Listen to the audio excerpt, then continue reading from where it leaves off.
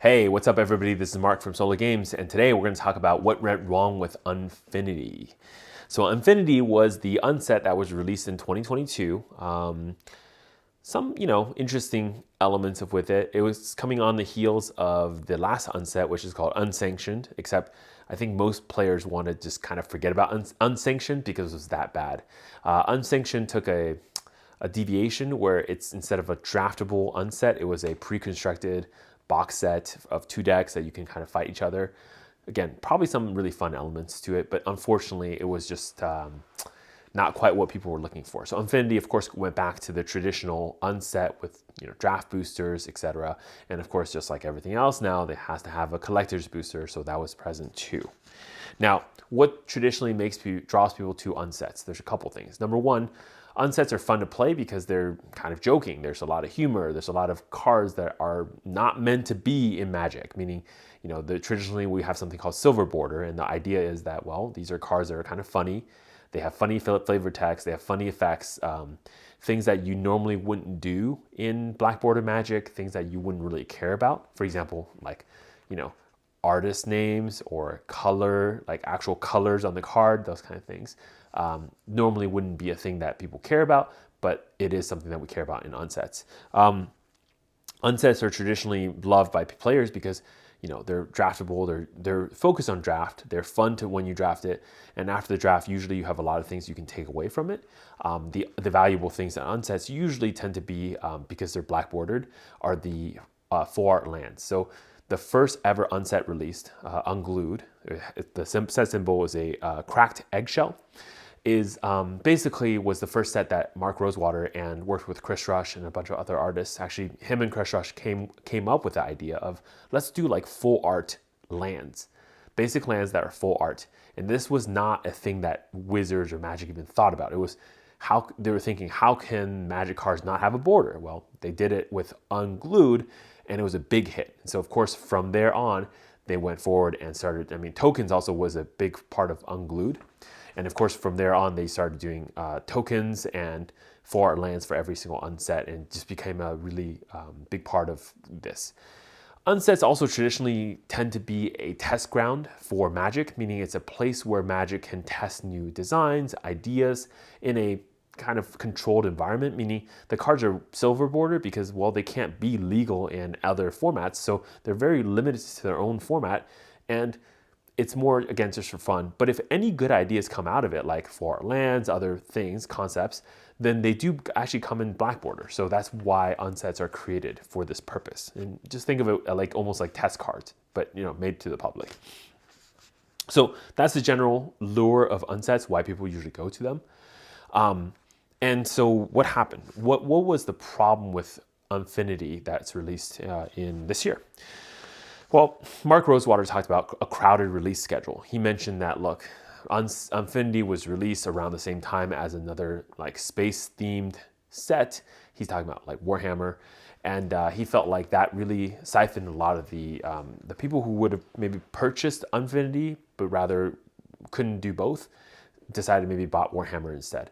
I think that's kind of a BS argument, because I think a player are just going to decide what they want to buy. They're not really going to say, I'm buying Warhammer or Infinity. They probably would have said, if Infinity was supposed to be as fun as it's supposed to be, they would have just bought that. There's no reason why they would actually make that decision where they would say one or the other, right? In fact, I just don't think that's true, because if both things are good, they're eventually going to buy it. And we're talking now 4 months in the future, not when the set was released. So I think it's an excuse. Was it a crowded schedule? Yes, but all of 2022 was a crowded schedule, and that didn't change how, for example, Neon Dynasty sold. That didn't change how poorly Streets of New Capenna did, right? That didn't change how well Double Master sold. That did not change how poorly Commander Legends Baldur's Gate did, right? So again, it's these sets show themselves up as good or bad sets, regardless of how crowded the schedule was. So I think that's not a good reason here. And the thing is like this, right? Like if you think about it, the core one of the core draw is the humor of unsets. One of the things I noticed when I was kind of browsing the interwebs is that a lot of players found Infinity just not to be funny. In fact, a lot of the jokes didn't land. For me personally, yeah, this is pretty much that way. I felt that way. I felt like a lot of the play, to get the humor, I had to keep like really try. I had to do a bunch of things. It's funny for maybe a moment. I did chuckle at a couple cards, but that's about it. It wasn't as, I guess, funny or subtly funny as cards made in the past, right? And part of this is because you just can't make some of the cards that they used to make anymore for reasons of like, your woke culture or PC-ness or whatever. But that has taken an effect on Magic design for sure. And I think one of the other things that even before Unfinity was released was this idea of black border. So black border is new for the unsets in Unfinity. And out of the gate, there was a lot of player disgruntledness with black border being introduced in an unset. I think people just felt like this is not what an unset's supposed to be. An unset's supposed to be where, a silver border. So introducing black border felt like it was forcing some of these cards into players that didn't really want to participate in that way. I think the players are overall right on this one. So it definitely didn't set up unset in a good light, just having that introduced. The next problem is stickers. Stickers is a big contention point for unset. In fact, for Unfinity, this is a new mechanic, and so right off the bat, people were like, "Oh, you're going to sticker my Black Lotus," because the combination of black border being available in like Legacy and Vintage, in addition to things like sticker, like it caused a lot of people to have a lot of uneasiness with how the mechanic of the set is going to work. I think also just playing with stickers, it felt really hard to stick things on and peel them off like without damaging the card. Like if you probably have to dig your nail in to peel them off. But unfortunately, anyone who's handled Magic cards know when you do that, you're going to either scratch the surface, or even with a sleeve on, by the way, you're going to be able to scratch the surface, or you got to be like super gentle and hit it at an angle. Like it's just, stickers is just really not a way to kind of do this if you want to, have cards that are like not going to be damaged, right? And that's the whole problem, is that when they designed the stickers, they were trying to figure out ways to create stickers that wouldn't damage the cards, but and the other problem is also the sticker sheets are kind of like a one-time use thing. Once you use the sticker sheet, you can't really use it again. So some players had problems with that for sure. Okay. My personal feeling about the gameplay of the Unfinity was it's just too busy. Too much of a chore to play. It was like, for example, one of the cards that they always do is like, hey, rate this artwork 1 to 10, whatever. I felt like not a lot of people were rating artwork based on the artwork, right? Or just trying to be funny with that. They were instead rating it based on things like this. Did this guy like help me last game? Or do I hate him more? Do I hate him more? Because they, the players understand very quickly which cards are good, or higher rating means good and lower rating means bad, or etc. Right? So they would ask questions like, who's winning? What's he doing? Like, what has he done? Like, these are things that are kind of almost like, I think it takes away from the fact that it's involve other people. I think I like card designs that are like more like this. Hey, tell me your favorite color. And it's not about like what is, if I say black, what? So what happens? If I say red, what happens? I don't know, right? Versus some subjective number like rating 1 through 5, people can usually tell 5 is really good. So they're helping people when they shouldn't be, or they're detrimenting people when they shouldn't be. So there's that. Personally, I didn't really see a lot of this, but personally, I felt like Unfinity was really swingy. Like, I built a deck. I felt like the deck was fine, but I sat down and I think I played like Jace Balerion, one of the Planeswalkers, and I just couldn't do anything. Like, almost right off the bat, I felt like my deck was just so inferior. I couldn't do anything. It was way too swingy. The bombs were too heavy, and I couldn't remove it. There's no way to get rid of a Planeswalker, basically, that I could see. So it made the gameplay really unfun for me, right? Yeah. And I think in general, what my thinking is, this unset broke all of the factors, elements that make an unset an unset. Look, unset's supposed to be experimental.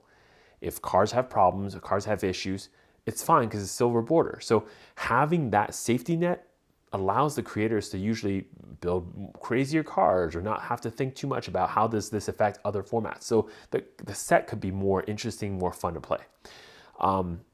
It allows the set to be weird, but also in the same way that that weirdness is accepted and welcomed. Well, the problem is once you start introducing things into, again, legacy formats and other formats that are affecting other people's normal Magic gameplay, those weirdness now are not accepted and not welcomed.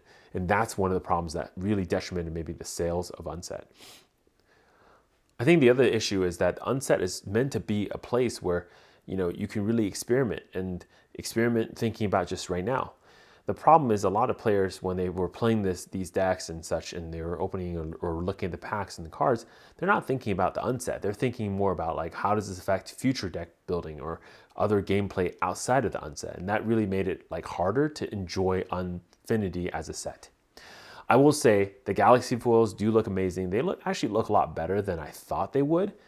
So that's definitely a positive. I think the lands, personally, I think those, the space lands and the planet lands, they're also really, really great too. So I think those are good additions. But again, it's more of the things that we expect already from the unsets. So I'm not really like surprised by them. It just, again, they look great. And they're probably things that I want to collect for the future as well. Lastly, let's talk about the sales number. So some weird comments by Mark Rosewater on the sales number. He said Unfinity didn't do so well, but it sold super well. I think reading between the lines here, it is pretty obvious what he's saying is that top line revenue for Unset was doing very well, but probably the whole point of the Unset, meaning it's supposed to be drafted and played, those didn't do well, meaning stores didn't run a lot of Unset events. Probably for a lot of players like myself and others, it was a play once and then you're done with it. No one's really like opening more Unset boxes to play because it's honestly just not that fun. Why did people buy the collector's boosters? Because everyone was chasing the Galaxy foils. And that's kind of like the interesting part, right? The Unset was supposed to be a set. I mean, the Unset almost had no value in itself because people are opening the Unset so they can get cards that they can play outside the Unset. Like your shock lands, your Galaxy foil shock lands, or your normal basic lands. That's what people want from the unsets. Nobody really cares about the cards that are black bordered. And that's a big problem, is if that's true, then why even make them black bordered at all? Like, I like to hope that Wizards is smart enough to understand like how their cards are going to be used outside of the draft experience. But from the way that the numbers add up, it doesn't seem like they know that. So look, here's the thing. I know that unsets, the draft boosters especially, didn't sell well because I was able to pick up a lot of Unfinity on the secondary market for a very good price. So that tells me a lot of stores just felt like, look, they couldn't really sell this product. No one's really buying it. Yeah, it is what it is. Yeah, so that's what happened with the unset. Look, overall, Unfinity was fun for the first game. And yeah, it's a game where I wouldn't play again. And it's really unfortunate because I think some of the cards, like the Galaxy foil cards, the shock lands, the space lands, they do look really pretty. And it's really nice. I would recommend everybody who didn't play unsets, whatever, try it once and then go on the secondary market, singles market, whatever, buy the lands. Those are really pretty. They're really nice to add to your deck. The rest of the set, I'm okay with never touching it again. Cool. This is Mark from Solar Games, signing out. I'll see you next time. Bye-bye.